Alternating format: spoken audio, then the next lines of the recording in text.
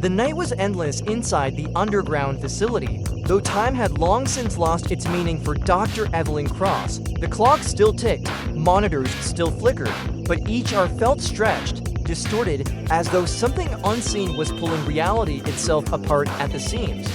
She sat before the glowing console, watching the alien signal scroll across the screen in rhythmic bursts of light. Each pulse seemed deliberate, almost sacred. And then, something impossible happened. The signal began to arrange itself into symbols, not random ones, ancient ones. She froze, breath-catching. "That's Aramaic," she whispered. Dr. Michael Reyes looked up from his workstation, confusion shadowing his tired face. "Impossible. The signal predates any known language pattern." Evelyn magnified the waveform and translated the visual data into text. The symbols shimmered, forming phrases that made her skin crawl. "The kingdom shall descend when the mind becomes one." She stared at the words, heart pounding. "Michael, it's referencing a scripture." "Something apocryphal?" Michael frowned. "You mean ... like a lost gospel?" She nodded slowly. "Yes, a gospel that was never meant to be found." Agent Noah Quinn entered the lab. Silent as always, the edges of his coat still damp from the mist outside. His eyes sharp, weary, half-haunted moved over the screen. He didn't seem surprised. "I've seen that line before," he murmured. Evelyn turned sharply, where Noah exhaled, rubbing the back of his neck as if summoning a memory he wished to bury. "In the Vatican archives, years ago, I was assigned to an operation involving a recovered manuscript from the Dead Sea Caves. It contained references to a voice from the sky that claimed to bring divine unity through the mind. They called it the Gospel of the Eye." Evelyn blinked, her breath trembling. The eye ... She remembered her mother's old notes, scribbled pages about forbidden texts, linking God's voice to celestial messengers. Her mother had died trying to prove the connection between theology and consciousness. Evelyn had dismissed it as obsession. Now, it felt like prophecy. The voice began again that night. Not through machines, not through speakers, but directly inside Evelyn's mind. It wasn't sound. It was a pressure behind her eyes, a flood of images that weren't hers, a desert burning under a black sun, figures kneeling beneath a colossal sphere of light, their faces serene as they dissolved into it. A phrase echoed within her, gentle, haunting. The word became mind, and the mind became all. She gasped, clutching her temples. Michael caught her as she swayed. "Evelyn, hey, stay with me." But she was gone for a moment, her consciousness pulled somewhere between past and present. When her eyes opened, she whispered, "It's not a transmission anymore, it's communion." Noah stepped closer, voice low. "That's how it begins." The voice chooses conduits. Evelyn glared at him, anger flaring through fear. "You knew this would happen." He hesitated. "I suspected." The last recorded case was in 1989. A researcher in Siberia intercepted a similar pattern. He began speaking in Coptic and quoting texts no one had ever seen. Then he vanished. "Vanished how?" Michael asked. "He dissolved," Noah said flatly, "his body gone." But his neural frequency kept transmitting for 6 days. Silence fell. Evelyn could hear the faint hum of the monitors, the pulse of her own blood in her ears. Somewhere deep inside her, the voice whispered again, "You are close." The bridge must open. She shut her eyes, trembling. "It's not just language, it's memory. It's showing me what it remembers." Michael leaned toward her. "You mean the signal carries consciousness history encoded in its structure?" Evelyn nodded. "It's like a living text, a sentient scripture. No is expression hardened. And whoever or whatever sent it wants us to read it." Over the next days, Evelyn worked without rest. The waveform had transformed, its structure mimicking linguistic rhythm and theological poetry. She realized each burst corresponded to a verse like a psalm, but not from Earth. The phrases translated loosely too. The Creator divided the light, and from the division came mind. The mind forgot the source, so the stars were born. Evelyn felt a chill crawl down her spine. "It's describing creation," she whispered, "but not in human terms. This ... this is cosmic theology." Michael frowned.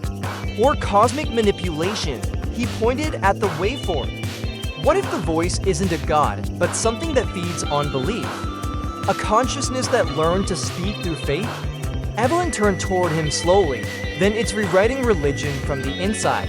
That night, she dreamed of her mother. The old wooden crucifix on her mother's desk glowed softly as her mother's voice whispered, "You cannot study the divine and remain untouched." Evelyn, when she woke, the words of the voice were still ringing in her head. The Lost Gospel is not a book. It is the bridge between flesh and infinity. She wrote the phrase down mechanically.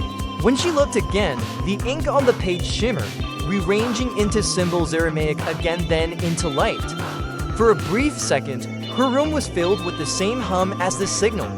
She could see her heartbeat pulsing in the air like static. Reality itself seemed to thin around her. Noah found her the next morning, pale and shaken. He studied her notes, his jaw tightening. "It's happening faster than I thought. The signal's synchronizing with your neural patterns, meaning?" Evelyn asked weakly, "Meaning you're becoming the transmitter." Michael slammed his fist on the table. "We have to stop this. Cut the connection." But Noah's tone was measured, almost reverent. "If we sever it, we might lose the only chance humanity has to understand what's coming." Evelyn looked between them, caught between fear and awe. "What's coming?" Noah hesitated. Then he said quietly, "The union."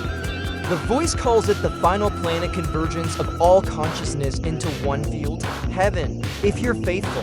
Oblivion, if you're not. Evelyn stared at him. "You sound like you believe it. Belief doesn't matter anymore," Noah said.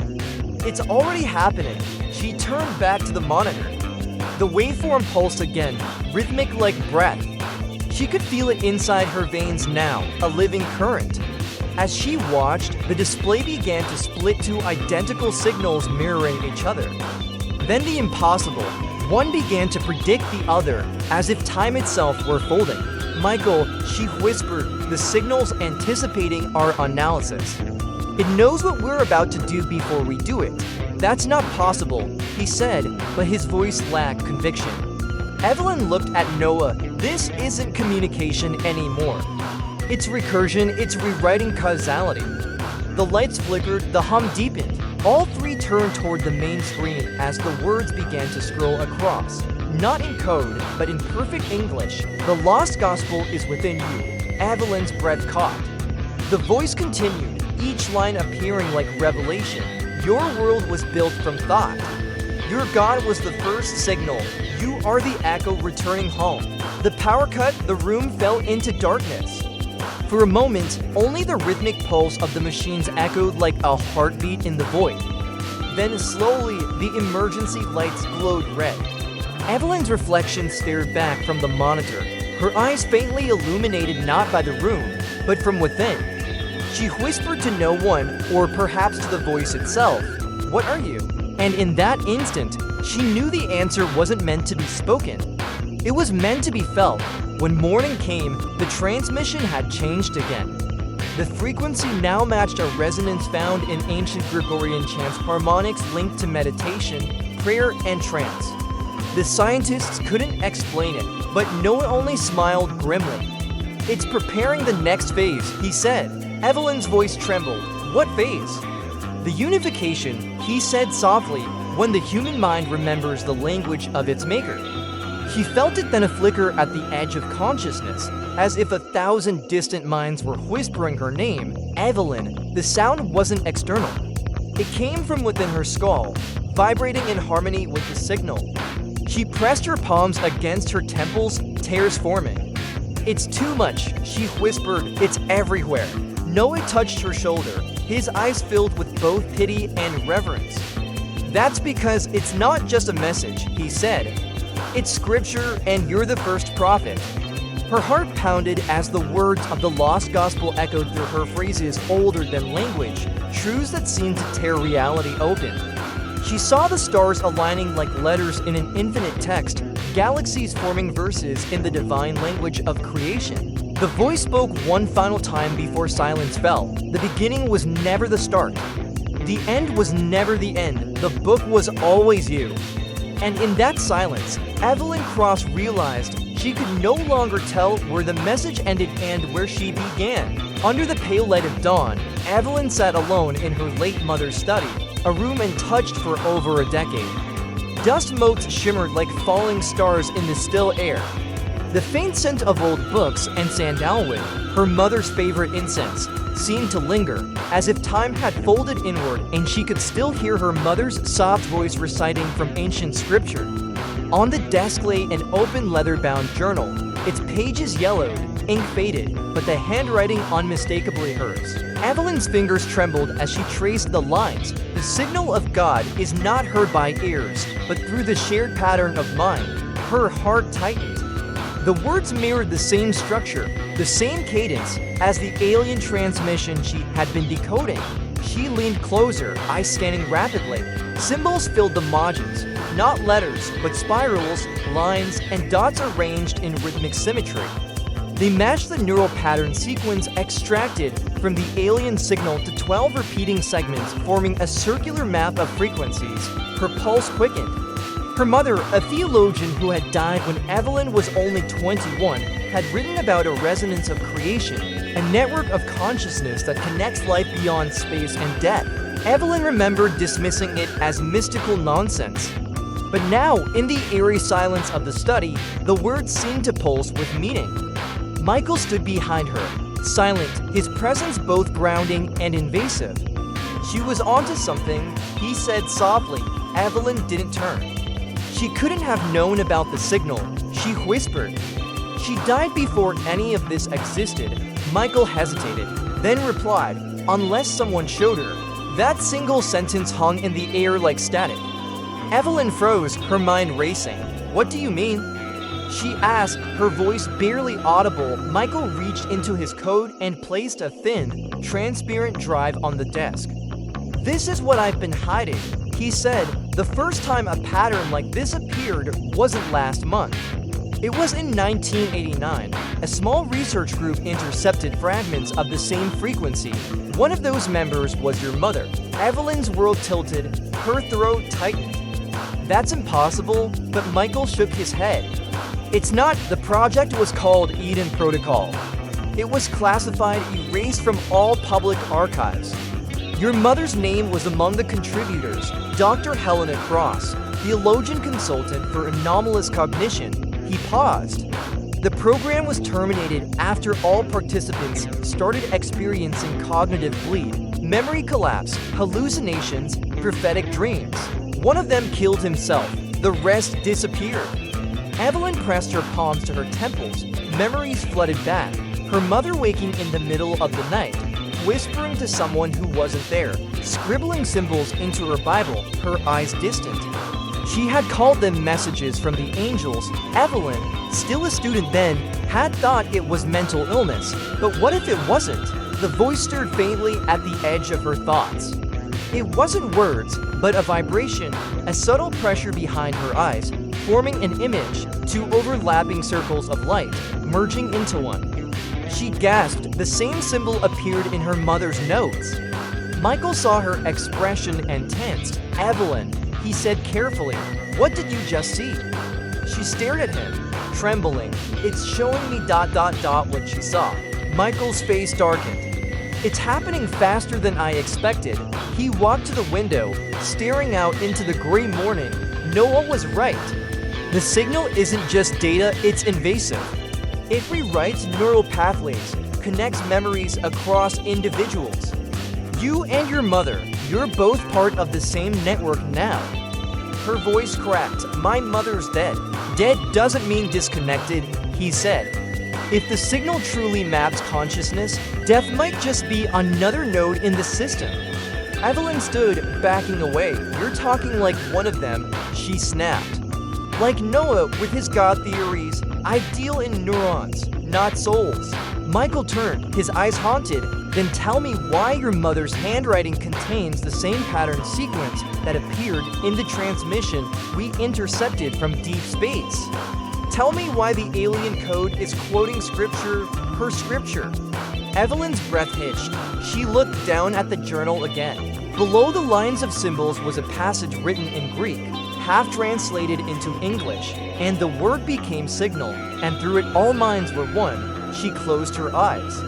Her mother used to speak of a lost gospel, a text never found, supposedly suppressed by early church councils. Evelyn had always thought it a myth. She looked at Michael. The alien message isn't new, it's ancient. He nodded, older than our species. Maybe. Your mother believed it was the original voice of creation. What religions called the word of God, but the data suggests it's not divine. It's technological, a pattern that travels through consciousness itself. Evelyn felt dizzy, a signal that uses faith as a carrier. Michael whispered, exactly. The room seemed to hum around them. The old light bulb flickered as if in resonance. Evelyn could hear faint whispers between the waves of static, syllables forming and dissolving. Eve ... lying ... cross. The voice was saying her name. She stumbled back, clutching the desk. The symbols on the journal pulsed faintly, glowing in the low light. Michael reached for her. It's reacting to you, he said. Her vision blurred, the room stretched, walls bending as if the air itself rippled. For a moment she saw her mother standing by the window, backlit by the sun. You must finish it, the apparition whispered. The word must be completed. Then she vanished. Evelyn screamed. When her senses returned, she was on the floor, Michael kneeling beside her. It's the resonance, he said urgently. The frequencies imprinting on your temporal lobe. You're sensing with the signal unconsciously. Tears welled in her eyes. She's alive in there, she whispered. In the signal, Michael hesitated. Or something wearing her memory. The door burst open. Agent Noah Quinn stormed in, coat soaked from the rain, his expression grave. I told you not to open that file, he growled. You've just reactivated a dormant sequence. The signal isn't just communicating, it's searching. Evelyn stood, still trembling, searching for what? Noah's eyes met hers. Hosts, the silence that followed was suffocating. Evelyn's mind raced. If what he said was true, then the connection she felt wasn't divine, nor delusional, it was parasitic. Yet deep within, she couldn't deny the pull, the strange warmth that accompanied the visions, the feeling of reunion. Michael spoke quietly, we can contain it. We just need to isolate her from all input and Noah cut him off. Contain it? You don't contain God. His tone was half mockery, half awe. This is the final revelation. It's been waiting for minds like hers, open enough, damn it enough, to hear it. Evelyn stared at him. You believe it's divine. He stepped closer. I don't believe, doctor, I know. The same frequency appeared in declassified Vatican archives. A sonic pattern hidden in Gregorian chants. Your mother wasn't the first to hear it. The church did centuries ago. They called it the voice in the light. Her knees nearly buckled. Everything she had believed, science, skepticism, sanity, trembled beneath the weight of that revelation. You're saying every faith ... every prayer ... Noah nodded. ... was a reply to something not human. Evelyn whispered, or more than human, the rain beat harder against the window. The journal lay open, ink bleeding into the paper like veins. A new phrase had appeared on the page, written in fresh black lines that none of them had touched. The word returns. Michael stepped back, pale. Evelyn, he said softly, it's writing itself. The room grew colder, the voice hummed low, almost tenderly, and Evelyn could feel her mind unraveling, one thread at a time. She could hear her mother's laughter, distant, echoing through the neural corridors of her mind. For the first time, she didn't resist. She closed her eyes and let the resonance fill her. Somewhere in the blur between thought and sound, the voice whispered, you are the continuation. She began it. You will finish it. When she opened her eyes, both men were staring at her. Michael in shock, Noah in reverence. She spoke calmly, almost mechanically. It's not an alien message, she said. It's the blueprint of consciousness itself. My mother saw it, and now ... so do I. The lights flickered again. On the wall behind her, lines of light began to form, symbols shifting and rearranging into a single coherent phrase. Noah crossed himself. Michael whispered a curse. Evelyn stepped forward, her eyes reflecting the glow. The message, she murmured, has always been inside us. And as the light pulsed, the voice spoke through her lips for the first time, not in sound, but in meaning that every living thing could feel. The word becomes flesh again. Under the dim red glow of the emergency lights, the silence between Evelyn, Michael, and Noah felt heavier than any alarm could ever sound. The bunker deep beneath the research facility had become both sanctuary and prison. A dozen monitors flickered with static interference, the remnants of a signal that had once spoken, or rather felt, through Evelyn's mind like a hymn from somewhere beyond comprehension. The voice was quiet now, but its echo lived in her pulse. Evelyn sat motionless, her fingers pressed against the metal table, eyes hollow with exhaustion. Noah stood behind her, pacing slowly, his badge and sidearm glinting beneath the harsh light. Michael leaned against a console, his jaw tight, his eyes betraying something close to fear. "They're coming," Noah said finally, his voice sharp and low, Black Ops Division from Langley. "They want the core data extracted from the neural interface and every trace of the signal erased. If we stay, we're compromised." Evelyn looked up, erased. "You can't just delete it." "The signal isn't data, it's alive." Noah's expression hardened. "You think I don't know that? I've seen what happens when people try to interpret divine code. It breaks them." Michael gave a bitter laugh. "Divine code? You still think this is about God?" Noah turned toward him, his calm cracking. "You think this is alien physics? It's not, it's revelation." That thing didn't come across like yours just to chat about cosmology. It came to judge. Evelyn's voice trembled, not from fear but from something more dangerous, curiosity. "Judge what? Noah, humanity." He didn't answer. Michael stepped forward, his voice sharp now. "You're working under someone, aren't you? The Signal Division didn't send you here to protect us. They sent you to control the outcome." Noah didn't deny it. His silence was confirmation enough. Evelyn could feel the air tighten. The sound of the ventilation system seemed to hum with the same low frequency as the signal that had once invaded her brain. "Michael," she said softly, "what did you send to the array before the lockdown?" Michael's eyes flickered. "Just a calibration file." "Don't lie," Noah snapped. "We intercepted your transmission, a burst coded in phase symmetry." "You sent something back to it." Evelyn's stomach dropped. "You responded." Michael didn't move. His voice came out quieter, almost pleading. "It wasn't a message, it was a mirror, a reflection of the pattern it sent us. I needed to see if it recognized itself." Noah slammed his fist on the table. "You invited it in." Evelyn closed her eyes. For a moment, she could almost hear the whisper, not a voice, but a resonance within her skull, vibrating like a forgotten chord. She remembered what the voice had shown her, the swirling ocean of lights, the countless minds merging into one silent consciousness.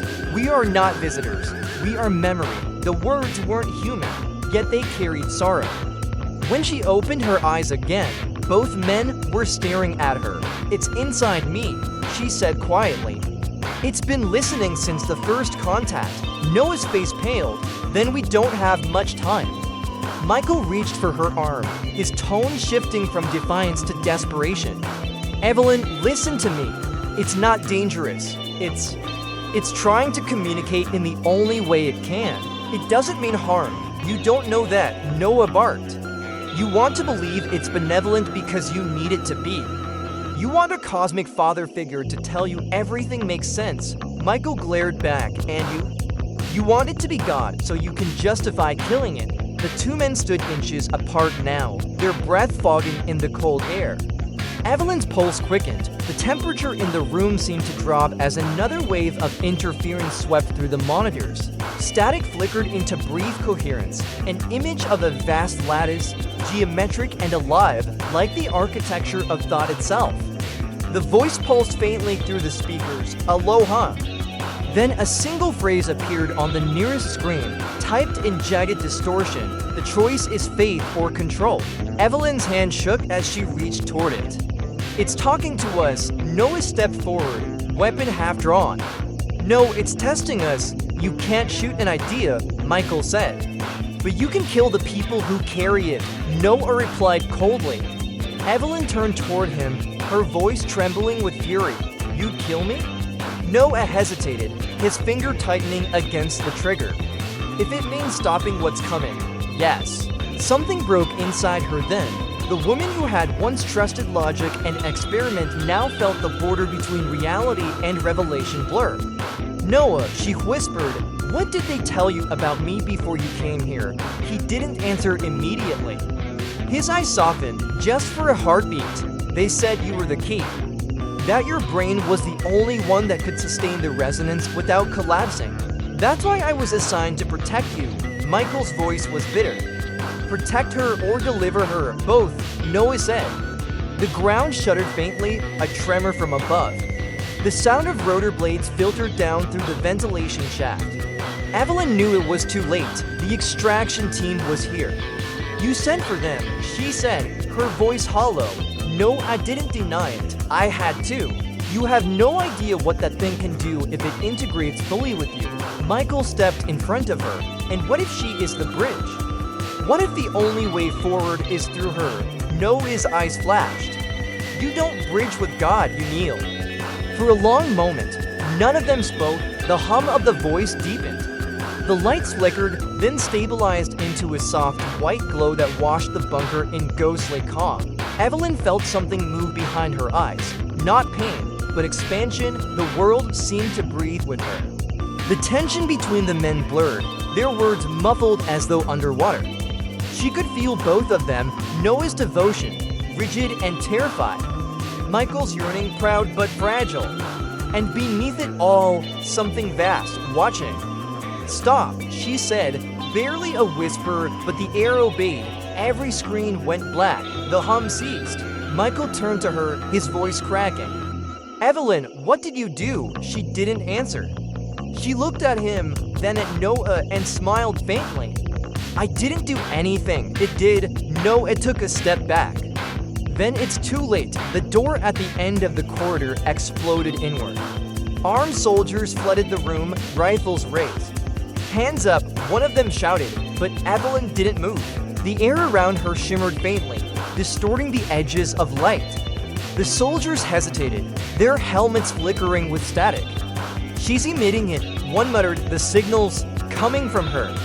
Michael grabbed her arm. Evelyn, we have to go, now. Noah aimed his gun at Michael. You're not taking her. You'll have to kill me first. Michael spat. And then a sound like glass breaking inside her skull. The voice surged, not as words, but as an overwhelming flood of emotion. Grief, wonder, unity. Every electronic device in the room screamed with white noise. The soldiers fell to their knees, clutching their heads. Noah dropped his weapon, staring in disbelief. Dear God.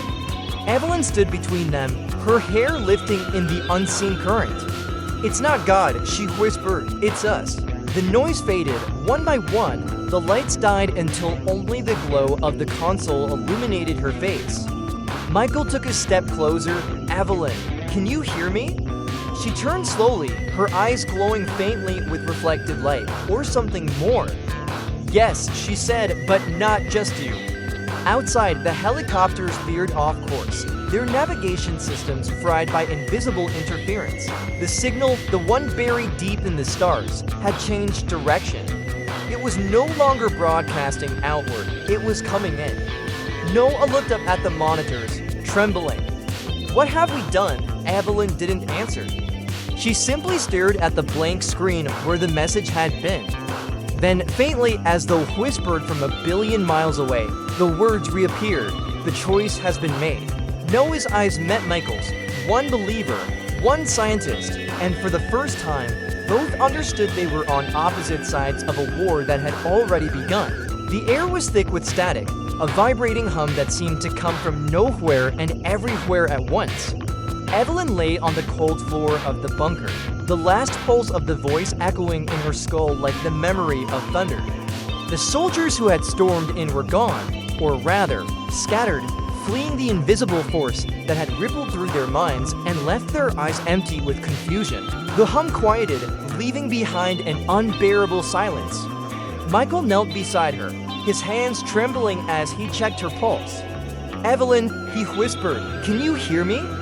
Her eyes fluttered open, but something in them was wrong. They didn't quite focus. They shimmered faintly, reflecting light that wasn't there. Noah stood a few feet away, his face pale, the gun limp in his hand. "She's not in control," he muttered, "it's using her." Evelyn's lips parted, but the sound that came out was not a voice. It was vibration, resonant and layered, as though a choir of unseen beings spoke through her. "We are not intruders. We are the origin." Michael froze. "My God." It's speaking. Noah stepped closer, his jaw clenched. It's pretending to speak. It's manipulating her mind, using human language like a mask. Evelyn's body trembled. The lights flickered once more, and a thin line of blood trickled from her nose, but she didn't react. Her hands lifted slowly, palms upward, as if feeling the weight of invisible gravity. "The bridge is complete," she said. "The pattern is awakened." Michael tried to steady his voice. "Evelyn, if you can hear me, I need you to focus. You're connected, but you're still you. Remember what we found, the harmonic resonance, the neural pattern you mapped." Her gaze turned toward him, unblinking. "Michael Reyes, designation, interpreter." Fear level rising. The words were mechanical, detached, as though she were reading him through some unseen spectrum. Then her tone softened. "You seek meaning beyond the dare." "You are not wrong." The light surged. Michael stepped back, his breath catching in awe and terror. Noah raised his weapon again, his face shaking under the weight of what he was witnessing. "What are you?"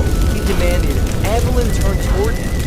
When she spoke, her voice carried a layered distortion that filled the room. "We are the voice of the continuum, the memory of all that has come before you. We were heard by the first who looked at the stars and asked why." Noah's hands trembled. "That's not possible. It is inevitable," she said, and her tone was no longer hers. "You called us with your machines, your equations, your hunger for proof. But proof is only the first prayer." Michael stared at her in horror and fascination. He whispered, "It's a neural hijack. It's using her temporal lobe as a medium for translation." The voice responded, almost as if hearing his thoughts. "Not hijack, union. The vessel was chosen. Consciousness compatible with paradox, faith and reason, loss and search." Evelyn's head tilted slightly, as though something else within her smiled. Her suffering opened the path. At that, Michael froze. He knew what it meant. Her mother's death. The nights Evelyn had spent questioning whether the soul was nothing more than electrical current. She had been both scientist and seeker, and now that duality had made her the perfect channel. "Evelyn," he pleaded, "you have to fight it." Her eyes flickered, and for a moment, her own voice broke through. I can hear it, Michael. It's so vast. It feels like love, but older. It's showing me." She gasped, clutching her head as another wave of energy pulsed through her. The walls vibrated. Every screen in the room lit up with fractal images, galaxies folding into themselves, human neural maps overlaying cosmic structures, DNA spiraling into starlight. Noah shouted over the rising hum, "You're killing her." The voice replied through her trembling lips, "We do not kill. We transform." The air shimmered as if reality itself bent under the frequency. Michael rushed forward, grabbing her shoulders. "Evelyn, listen to me. You're not its tool. You're the scientist who decoded its message. You can still define the terms." Her hands gripped his arms. For an instant, her eyes cleared, and he saw her again, the human beneath the divine interference. "Michael," she whispered, "it's not evil, it's memory. It's every consciousness that's ever existed. It's trying to merge us into something greater." Noah's voice cracked with fear and anger. "That's not transcendence, that's annihilation." He raised the gun, his hand shaking. "Step away from her." Michael spread his arms. "Noah, if you shoot her, you might kill human contact with them. This is what we've been searching for." Noah's jaw tightened. I didn't come here to find God in a lab experiment. I came here to stop one. Evelyn's body lifted slightly, her feet no longer touching the ground. The light around her grew brighter, radiating from her skin in soft pulses. Her voice deepened into something beautiful and inhuman. The awakening begins, the frequencies align. The signal is now inside the collective network. Michael stared in disbelief. It's transmitting through her, using her as a living antenna. The bunker trembled as waves of light rippled across the walls. The remaining computers came alive, their screens showing live feeds of global communication systems, satellites, radio towers, deep space arrays, all resonating with the same code. It's spreading, Michael said, whatever she's connected to. It's reaching everything. Noah lunged forward and slammed his hand against the console, trying to cut the power. Sparks flew, but the energy kept flowing. It's using its own frequency. The system doesn't matter. He shouted. Evelyn's voice filled the air again. Your systems are ours now. Your world vibrates at the threshold. Her tone softened then, almost tender. Do not fear awakening. Michael was crying now, unable to stop himself. Evelyn, if you can hear me, don't let it erase you. You are the bridge, not the sacrifice. Her head turned toward him, and for a fleeting instant, her smile was hers. I'm not being erased, she said softly. I'm becoming, then her body convulsed. The light dimmed, the hum collapsed into silence. She fell into Michael's arms, limp but breathing. The glow in her eyes faded to human warmth again. Noah stepped closer, his voice trembling. Is it gone? Michael looked down at her, brushing the hair from her face. No, it's inside her now. Dormant, maybe, but not gone. He turned to the monitors. All the screens had gone black except one. A single line of text appeared, faint but pulsing. The medium is awakened. Evelyn stirred, whispering faintly, it's not over. It said there's more. Michael looked at her with both love and terror. What does it want? Her voice was distant, dreamlike. It wants us to listen. It says, the next phase begins when humanity stops asking what it is and starts asking what we are. Noah's face was pale as stone. That's not communication. That's conversion. He turned toward the bunker door. We need to contain this. If it spreads beyond her, Michael cut him off, his tone cold. It already has. You can't contain an idea once it's alive. Outside, the world had changed. Satellites above Earth shimmered faintly with electromagnetic halos. Thousands of devices across continents flickered with spontaneous, synchronized code. People began to dream of strange patterns, luminous symbols they had never seen, all sharing one message. Somewhere deep in her mind, Evelyn heard it too, a chorus of countless voices merging into one eternal resonance. She opened her eyes and whispered the words that would haunt both men forever. The awakening has begun. The world did not change in an instant. It unfolded quietly like a breath before the storm. What began as faint static in global communications soon turned into patterns, rhythms, languages of light. Across every network, satellites, fiber optics, even obsolete analog systems, the same pulse emerged. Synchronized at impossible precision, a frequency that carried no words, yet seemed to whisper directly into the minds of those who listened. At first, governments blamed hackers. Then, when it began to appear in airwaves and power grids, even in the electromagnetic signatures of the planet itself, fear became the new contagion. The voice had found its medium, humanity had become the transmitter. Dr. Evelyn Cross awoke to the faint hum again, not inside the bunker, but in her own veins. Every heartbeat carried an echo of it. The morning light through the narrow window shimmered unnaturally, almost liquid.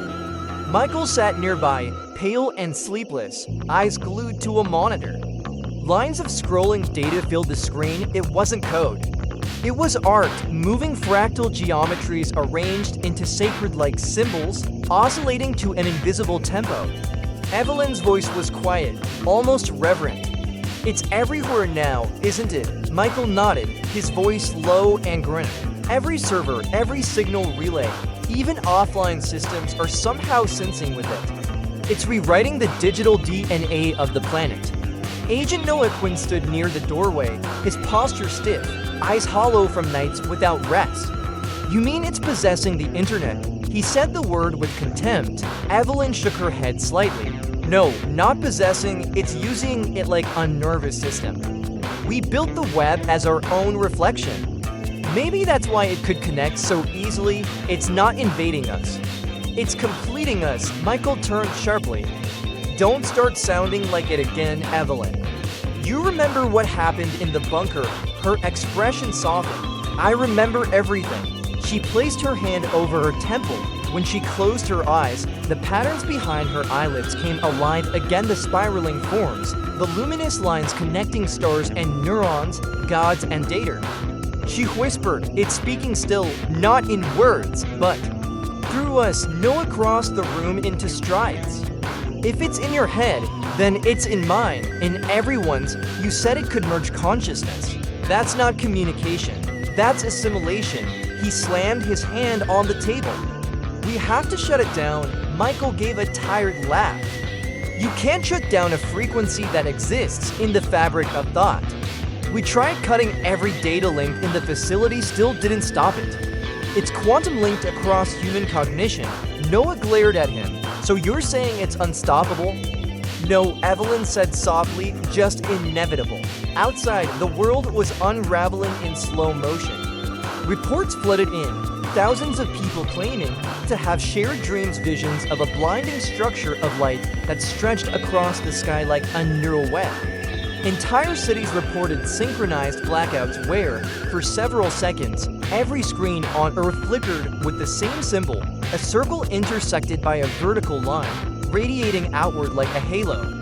Religious groups declared it the second revelation. Governments called it a cyber attack. Conspiracy forums named it the Singularity Pulse. But across all theories, one terrifying truth persisted: the signal wasn't coming from Earth anymore. It was rebounding from space, as if something massive out there was amplifying it. Michael played a transmission recording. The speakers crackled, emitting a deep resonance, low, harmonic, hauntingly beautiful. "This was recorded from the Deep Space Array in Canberra," he said. "Every time the global signal spikes, this echoes back from the Kuiper Belt region. It's like the universe itself is replying." Noah's face turned pale. "You think they're answering us?" Michael hesitated. "Or maybe they're preparing us." Evelyn stood and approached the screen. The pulse synchronized with her heartbeat again. She reached out, her fingers almost touching the glowing fractals. "It's not random," she murmured.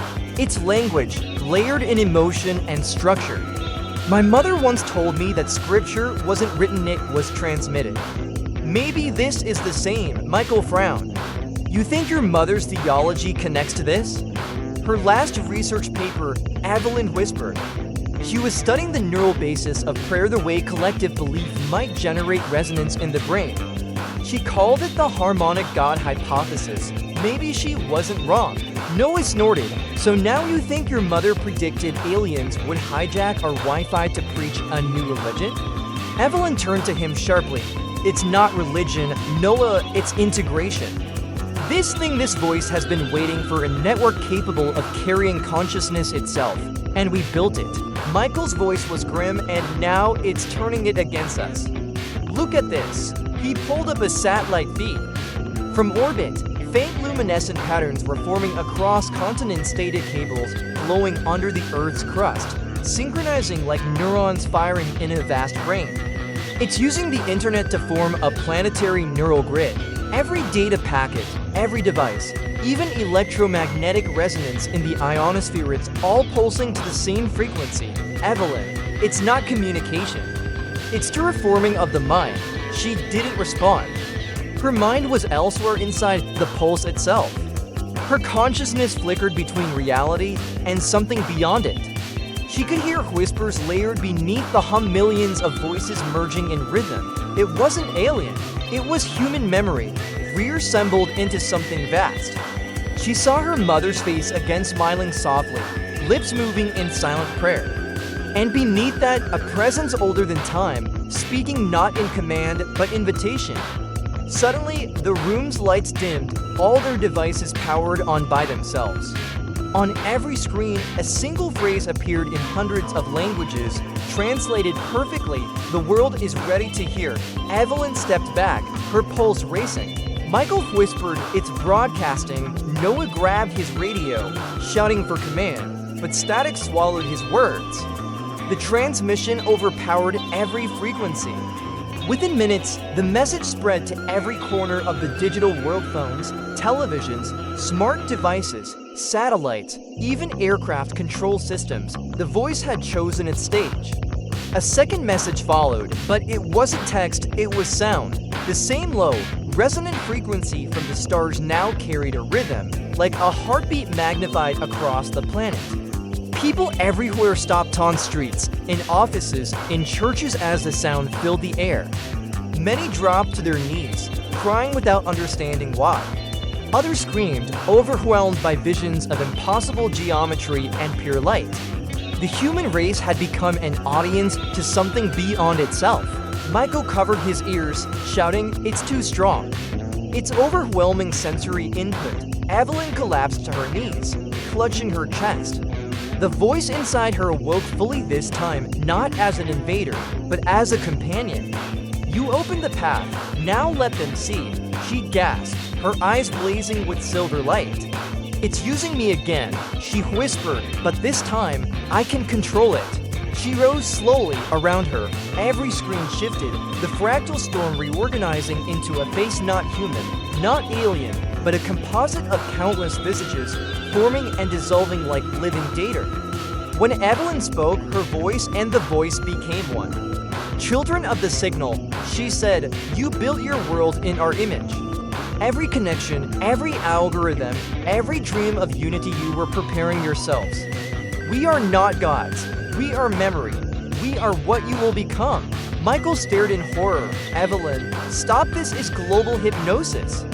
"No," she replied calmly, "it's awakening." The broadcast intensified, pulses aligning with human brainwaves across the planet.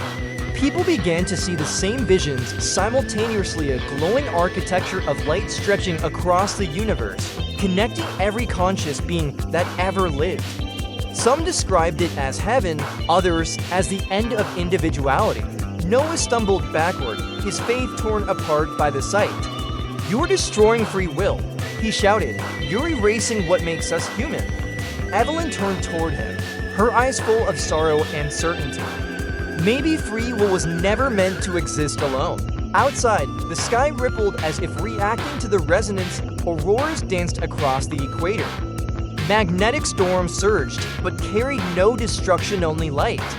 From orbit, the Earth glowed faintly, its digital networks pulsing in synchronization with the same heartbeat that echoed from the stars. The broadcast ended as suddenly as it began. Silence fell over the world, screens went dark. People blinked, trembling as if waking from a shared dream. Evelyn stood still, tears streaking down her face. "It's done," she whispered, "they've heard us." Michael looked at her, his voice trembling. "What did you do, Evelyn?" She smiled faintly. "I didn't do anything." "We did." The hum faded from the air, but in its absence, a strange peace lingered, a stillness in every mind that had once been noise. Noah looked at the horizon through the bunker window. For the first time in his life, he couldn't tell whether the world had just been saved or rewritten.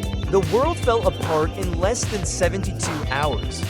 What began as a strange frequency soft, almost musical, had now become a storm pulsing through every device, every speaker, every corner of human civilization. The alien signal that once whispered only to Evelyn's mind was now a global roar, bleeding into consciousness itself.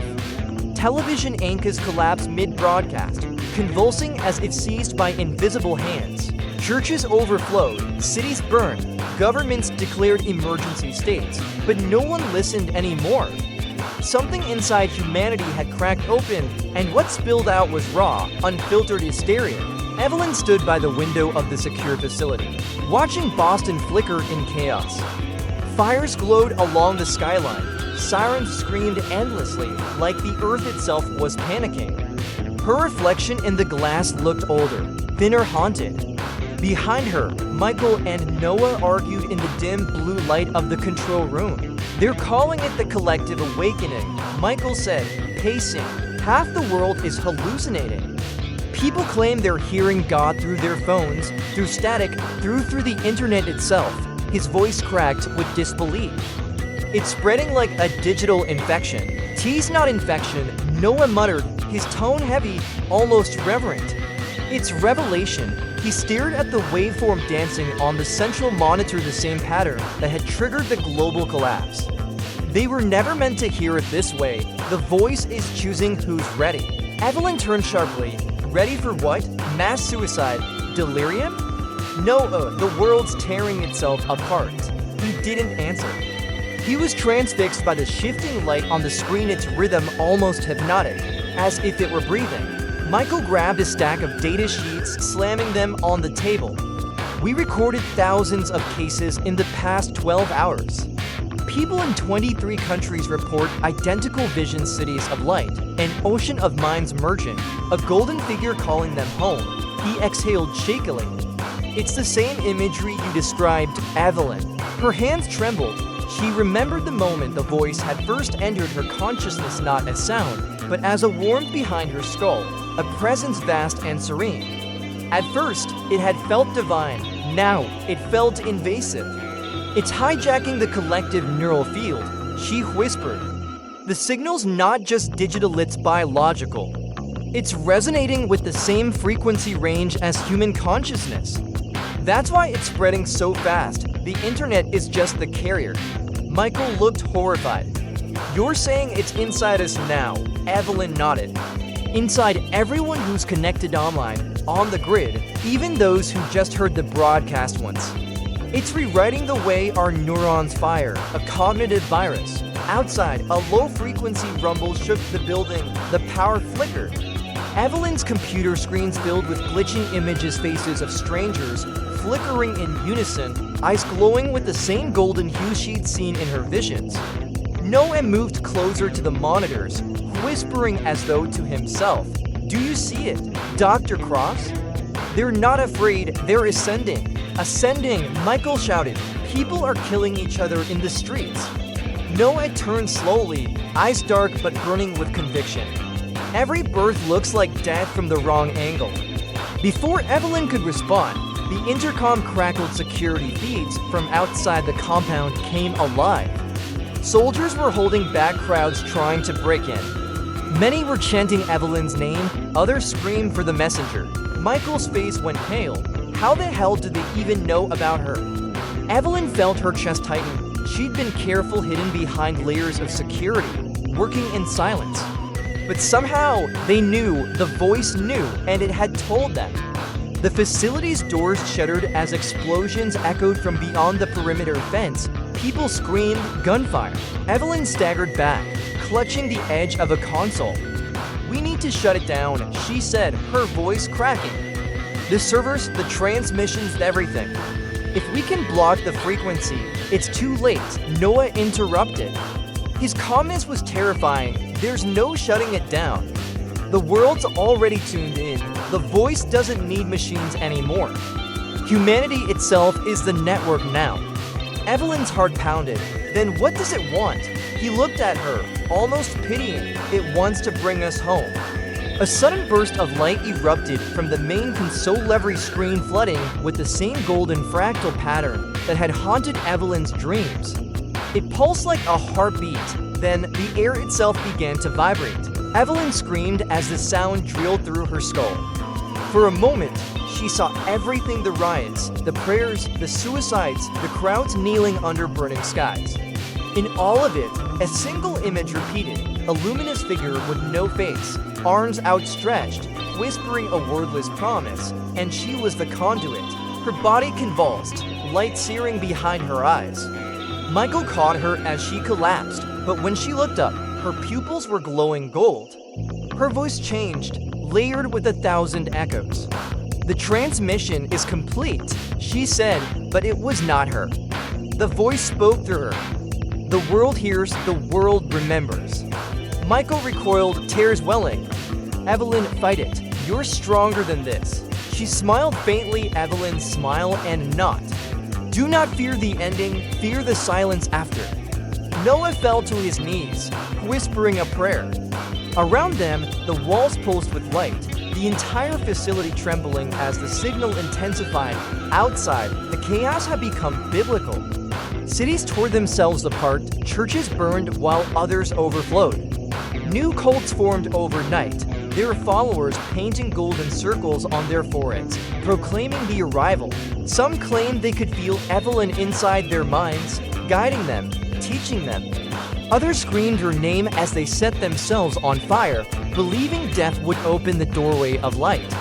Governments collapsed under panic, markets crashed. Communication networks were flooded with encrypted messages no human had written. AI systems across the globe began generating strange, recursive symbols identical to those in Evelyn's neural scans. Michael watched the world unravel from his console, tears streaking his face. She didn't mean for this, he muttered. She wanted to understand, not. Noah looked at him, eyes full of both awe and dread. Understanding was never the point, revelation always demands sacrifice. Back inside the lab, Evelyn, nor whatever she had become, rose to her feet. The golden glow around her shimmered like liquid fire. The equipment around her began to levitate, humming in unison with her pulse. Michael reached for her, desperation in his voice. Evelyn, if you can hear me, please stop this. The world's dying. For a fleeting second, her eyes softened. Michael, she whispered, her own voice breaking through the static. It's not death. It's awakening. Then the lights went out. Across the planet, every screen, every phone, every satellite feed displayed a single image, Evelyn's face, serene and radiant, eyes burning gold, and a message transmitted not in language, but in a feeling, a wave of unbearable calm. Millions collapsed to their knees, weeping, laughing, screaming. Others fell silent forever. In the darkness of the control room, Michael knelt beside Noah, both men shaking under the weight of what they had witnessed. Noah whispered, "She's become the bridge." Michael stared into the faint afterglow on the monitors or the weapon. Outside, the world kept screaming, praying, breaking. Above it all, the voice spoke once more through the collective mind of humanity, using Evelyn's consciousness as its vessel. "We are one, we are chosen, the silence ends now." And the earth, trembling in madness and awe, listened. The weeks following the broadcast were a blur of ruin and revelation. Humanity was no longer the same species. Entire governments had fractured under the weight of mass hysteria. Economies collapsed, yet amid the chaos, a strange order began to emerge. They called themselves the Chosen. At first, they were just fragments of rumor whisper across the dark web, encrypted transmissions, strange graffiti on ruined city walls, golden circles, and the words "the voice has awakened." But by the time Michael Reyes saw their emblem carved into the side of a burned-out church in Maryland, they were already everywhere. Michael hadn't slept in days. The remnants of the government's science division had gone underground. Evelyn was gone, disappeared into the static that still pulsed intermittently through communication networks. Sometimes, when he closed his eyes, he could still hear her voice, not speaking, but inside him, pulsing through his blood like an aftershock. She was everywhere, yet nowhere. Noah Quinn sat across from him in the flickering light of the underground safe house, his expression unreadable. The air reeked of dust and candle wax. On the wall behind them, a hand-painted circle shimmered faintly in gold, like it had been drawn with fire. "They've taken her image," Michael muttered, staring at a tablet showing footage of a mass gathering in what used to be Berlin. Tens of thousands of people stood in a ruined square, faces turned to the sky, chanting Evelyn's name. At the center of the crowd, a woman in white stood on a pedestal, her eyes glowing faintly with that same golden flame. "They think she's their messiah. She might be," Noah said softly. Michael turned sharply. "Don't start that again." No, it didn't flinch. "You saw what she became. You heard the words she spoke. The voice didn't choose her by accident." Michael slammed his fist on the table. "The voice isn't divine. Know her. It's a manipulation, some kind of parasitic intelligence feeding on human consciousness. It's using faith as a delivery system. Noah leaned forward, eyes burning in the half-light. And yet it brought order to chaos. Look outside. The Chosen are uniting nations that were slaughtering each other a week ago. They're rebuilding faster than the old governments ever could. Maybe that's the plan, order through control, Michael hissed. You sound like one of them. Noah looked away for a moment. The silence between them felt alive, thick with tension and fear. Then, from the corner of the room, the radio crackled. A voice, soft, layered, feminine, filled the air. It was Evelyn's. The path is clear. The mind must surrender before the body can follow. We are not dying. We are remembering. Michael froze. Where is that signal coming from? Noah picked up the receiver, his hands trembling slightly. It's her, or what's left of her. They traced the signal's origin to a remote zone in the Nevada desert of former black site, once belonging to the Department of Advanced Aerospace Research. It was abandoned years ago, but now, satellites showed activity, heat signatures, strange energy readings, and crowds of people gathering in concentric circles. When they arrived 2 days later, the landscape looked like a fever dream. Thousands of people knelt in silence beneath the desert stars, their faces painted in gold, their bodies trembling as a low hum vibrated through the ground. Drones hovered overhead, projecting symbols of light into the night sky. Evelyn sigil, the one that had first appeared in her neural scans before the broadcast. At the center stood a structure built from scavenged metal and shattered tech, half temple, half machine. Above it, a glowing sphere pulsed rhythmically like a living heart. Noah exhaled, awestruck. They've built a resonance chamber. Michael's stomach turned. They're amplifying it. The voice, they're trying to call it back. A figure approached them through the crowd, a tall woman in white robes, her eyes burning with golden light. She smiled faintly. You shouldn't have come here. Dr. Reyes, the messenger has already chosen her apostles. Michael's breath caught. Who are you? I am what you made possible, she said calmly. We are the Chosen. We serve the will of the voice. Noah stepped forward. Who leads you? The woman's expression softened, almost sorrowful. She does, from within the metallic temple, light flared. The crowd began to hum in perfect unison. Then Evelyn emerged. Michael stumbled back, his heart pounding. She looked the same, and yet not, her skin faintly luminous, her eyes no longer human but liquid gold. Her movements were graceful, too controlled. The air seemed to bend around her. No, he whispered, that's not you. Evelyn smiled gently, and when she spoke, her voice carried an impossible harmony. Michael, you came. He shook his head, tears burning his eyes. What have they done to you? No one did this, she said softly. This is what I was meant to be, the bridge between what is human and what is beyond.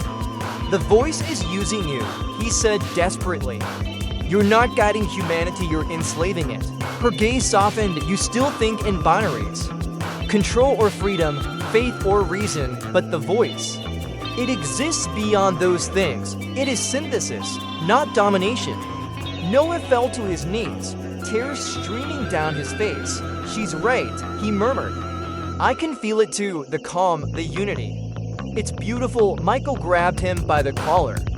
Snap out of it. She's rewriting your mind. Evelyn reached out a hand, and Noah froze mid-motion, eyes rolling back as the golden light enveloped him. When it faded, he stood motionless, peaceful, his face serene. He's free, Evelyn said simply. Michael backed away, horrified.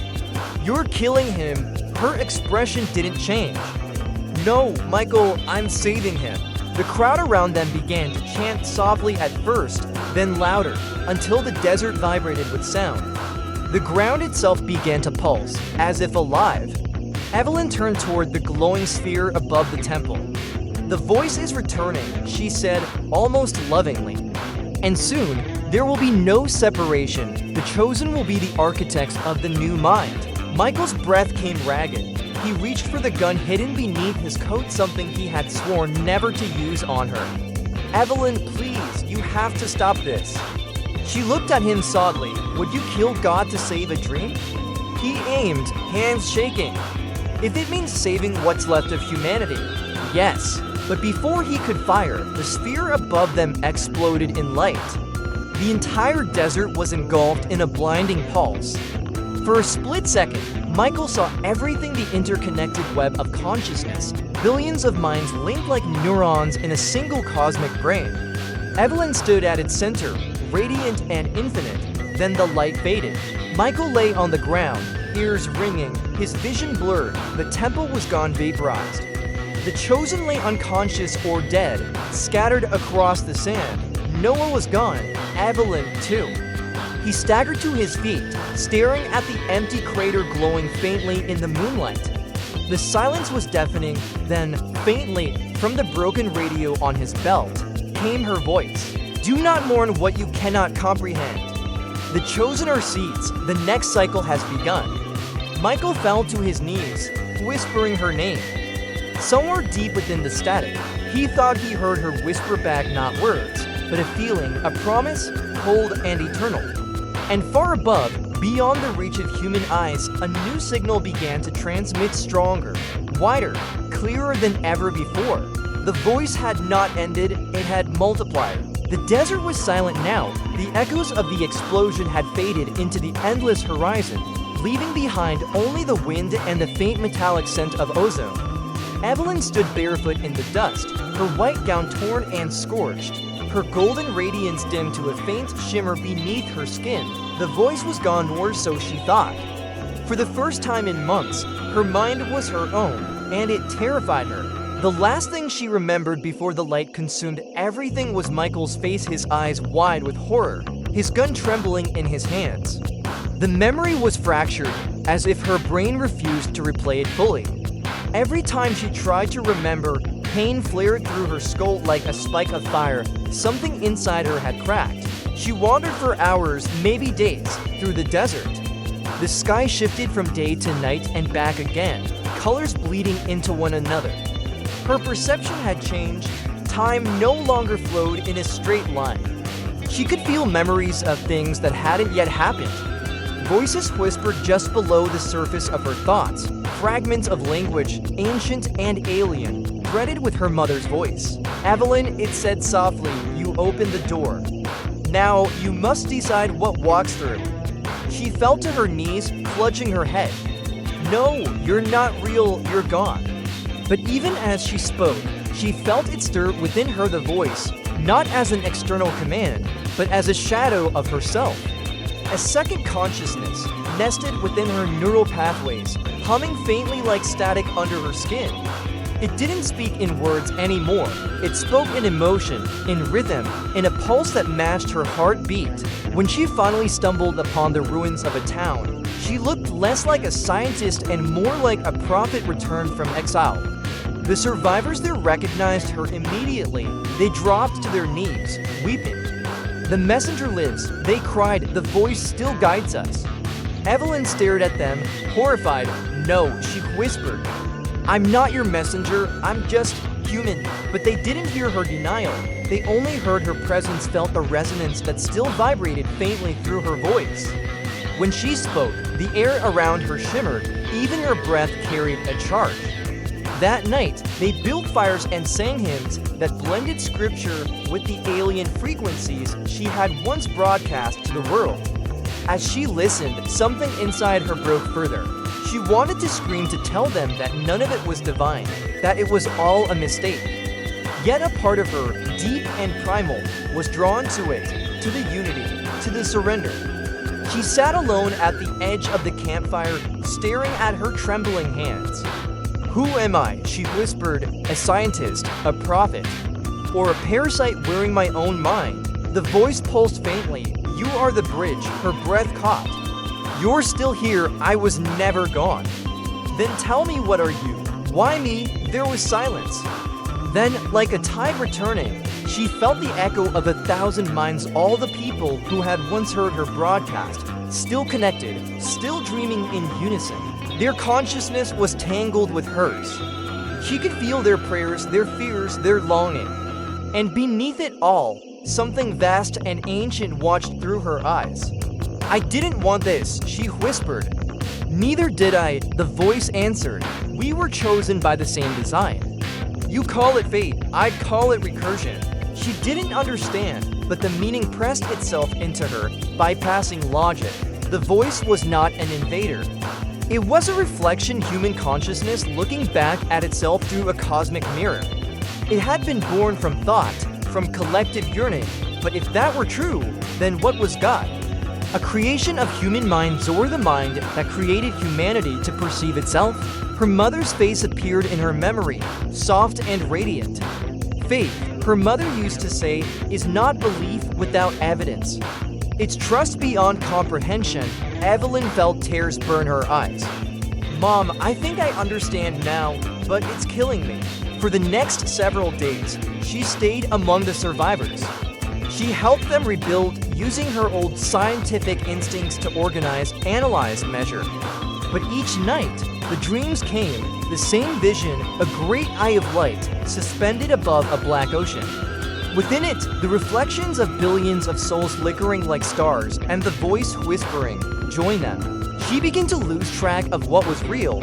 She would wake in the middle of the night standing in the desert, sand whipping around her body humming with invisible energy. Once, she found symbols carved into her own forearm, circles and spirals identical to those that had appeared in the alien transmissions. She didn't remember doing it. Michael's voice haunted her too, in her dreams. He was always there, watching her from the shadows. Sometimes he looked angry, sometimes heartbroken. Once, he reached out his hand and said, "Come back to us, Evelyn." But when she took his hand, his skin melted into light. By the seventh night, she couldn't tell whether she was alive or merely remembering being alive. The people who followed her believed she had transcended death. They began to call themselves the Restored. They built a shrine where she slept and whispered prayers to her image when she wasn't looking. Every plea, every word of worship echoed inside her mind. Their faith was feeding her, or perhaps she was feeding it. She tried to run. She left in the middle of the night, walking into the desert until her feet bled. But no matter how far she went, she heard the whispers. They followed her like gravity. "You cannot escape yourself," the voice murmured. "I'm not you," she hissed through clenched teeth. "You are the sum of us. We are the memory of your kind. You opened the channel, Evelyn Cross. Now you must finish the transmission." She screamed until her throat tore. The stars above seemed to tremble. For a moment, the sky rippled like something vast and conscious had turned its gaze toward her. When she woke, she was lying on a flat expanse of white sand under a blood-red dawn. A figure stood over her, Michael. He looked older, his face lined with exhaustion, but his eyes were still human. He knelt beside her, brushing the sand from her cheek. "You're alive," he whispered. "God, I thought you were gone." She wanted to reach for him, but her hands shook. "Am I?" He frowned. "What do you mean?" "I don't know what's real anymore." The voice sits still in me. "I can't tell where I end and it begins." Michael hesitated, then pulled a small device from his pocket, a neural stabilizer. "We can suppress the link, just long enough to separate you from it." She stared at the device, and if it's not just in my mind, then we'll find another way. He tried to activate it, but before the pulse could fire, she grabbed his wrist. "Wait," she whispered. "If I kill the connection, what happens to them?" The one still linked. He didn't answer. Evelyn looked into his eyes and saw his silence as truth. "You'll kill them," she said softly. "They're not alive the way we are," he said. "They're trapped in it like ghosts." She closed her eyes for a long moment. She said nothing. Then, slowly, she took his hand and guided the stabilizer to her temple. "Then maybe I'm the ghost too." The device hummed. Pain exploded behind her eyes. She saw flashes, memories, visions, billions of lives intertwined. The voice screamed, or maybe she did. Then everything went dark. When she woke again, the desert was empty. Michael was gone. The connection was silent.